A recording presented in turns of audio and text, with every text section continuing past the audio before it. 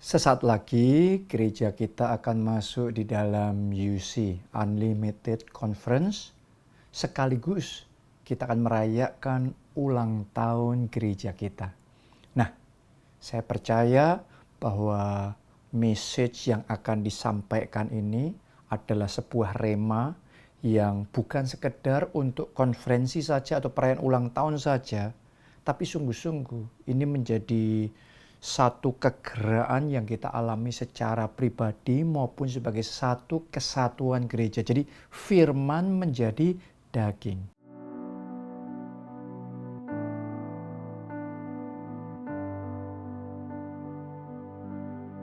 Nah, maksudnya gimana? Nah, tema ulang tahun gereja kita tahun ini adalah manifestasi anak-anak Allah.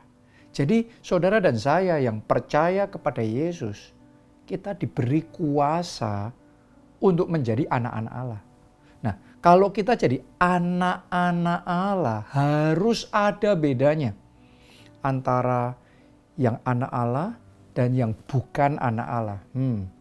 Jadi harus kelihatan perbedaannya.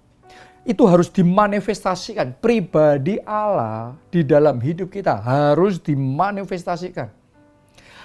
Day by day, month by month, year by year, itu semakin hari kita semakin berkurang dan Allah semakin bertambah. Yesus semakin bertambah sehingga yang ada dalam hidup kita bukan kita lagi tapi Yesus yang dimanifestasikan nyata dalam hidup kita itu manifestasi anak-anak Allah.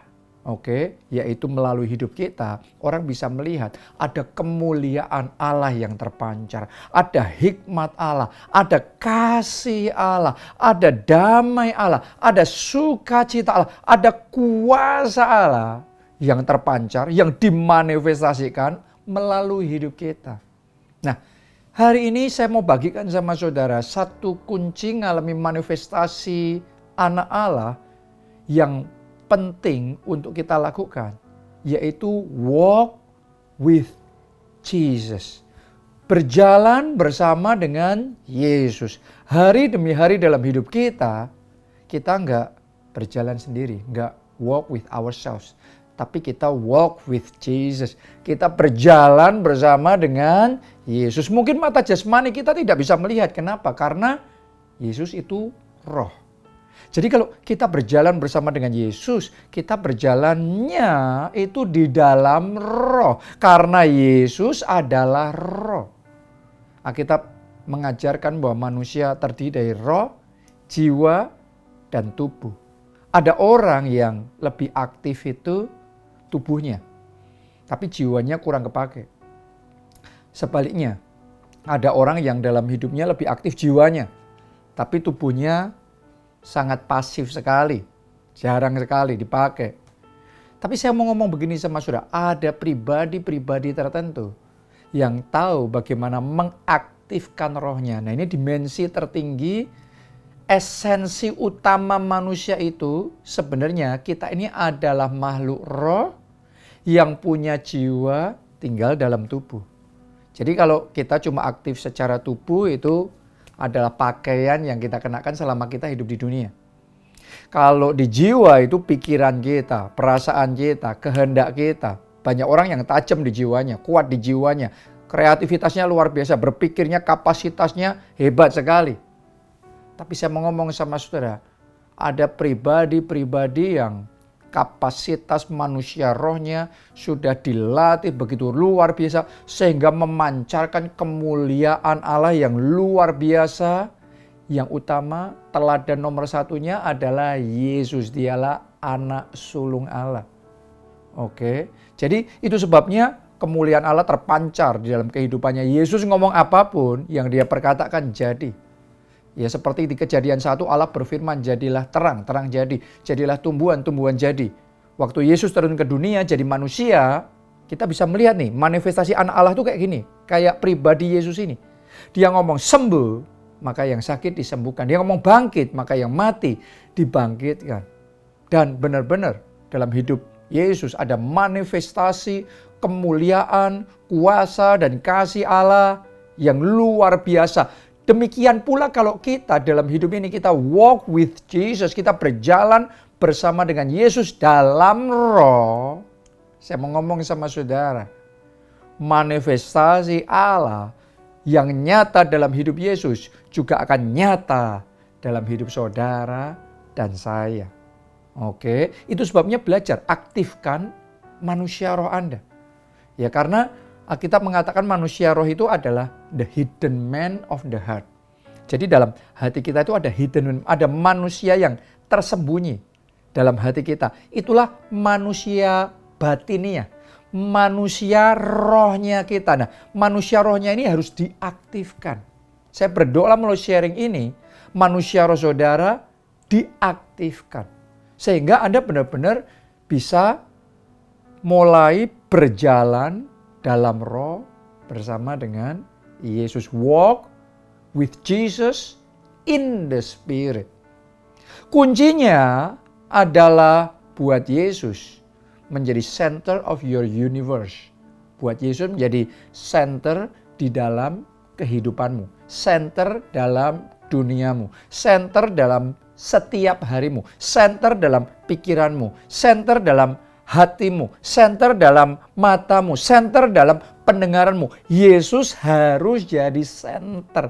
Dan itu hanya bisa kita lakukan kalau yang kita kejar adalah Yesus. Yang kita ikuti adalah Yesus. Ya, karena itu kita disebut Christian, orang Kristen. Orang Kristen itu followers of Jesus Christ, pengikutnya Yesus. Artinya dia leadernya, kita followernya. Dia pemimpinnya, kita pengikutnya. Banyak orang Kristen dalam hidupnya kita jalan sendiri, kita mikir sendiri, ambil keputusan sendiri, dan kita minta Tuhan yang menolong kita minta Tuhan yang membuka jalan buat kita.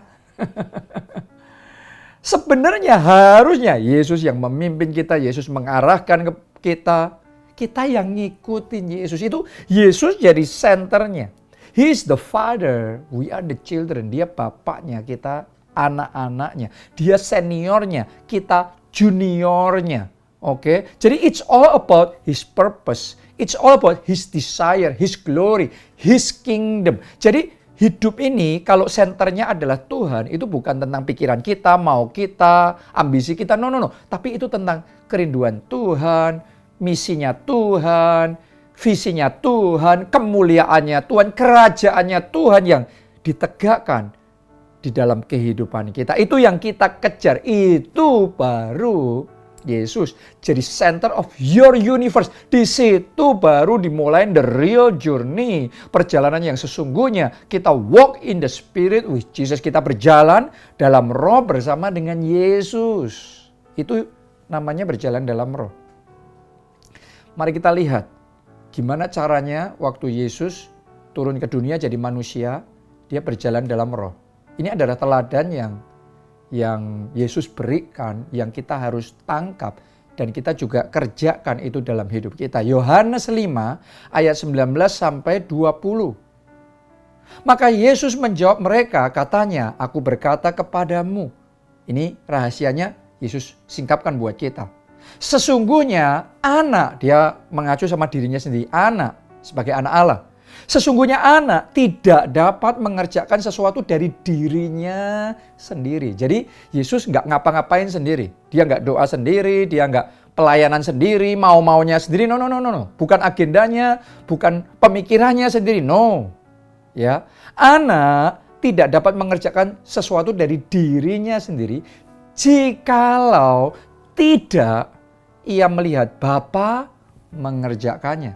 Sebab apa yang dikerjakan Bapa, itu juga yang dikerjakan anak.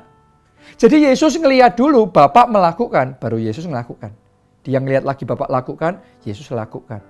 Dia dengar Bapa suruh, dia kerjakan. Dia dapat rema dari Bapa, dapat instruksi, dia lakukan. That is how he works. Itu cara kerjanya Yesus.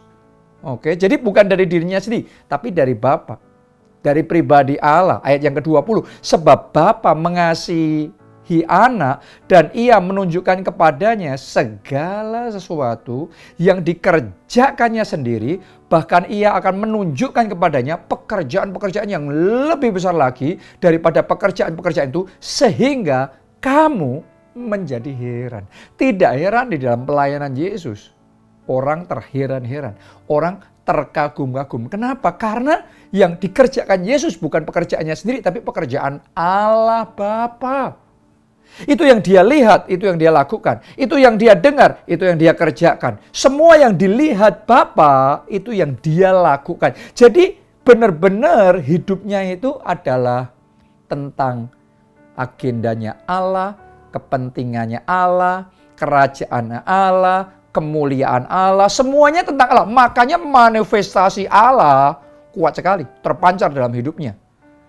Manifestasi anak-anak Allah. Nah itu dia saudaraku. Itu sebabnya karena hidupnya Yesus sinkronnya sama Allah seperti itu. Jangan heran. Apapun yang dia perkatakan, kuasa Allah membackup dia.